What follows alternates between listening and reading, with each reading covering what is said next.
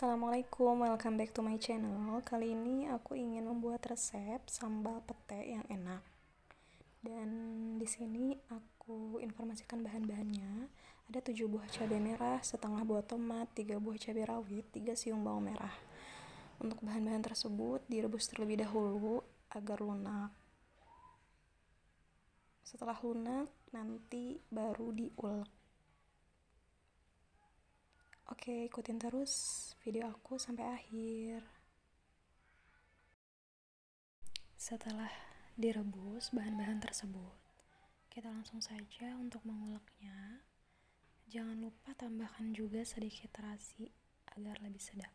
Dan pastinya garam ya, secukupnya.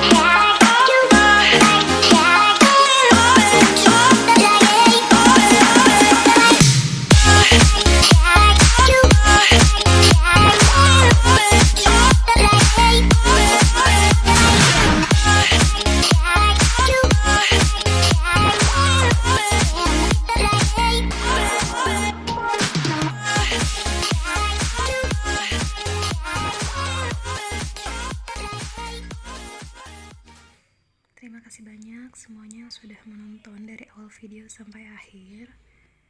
Jangan lupa like, comment, share, dan subscribe. ditunggu untuk resep-resep selanjutnya. Assalamualaikum.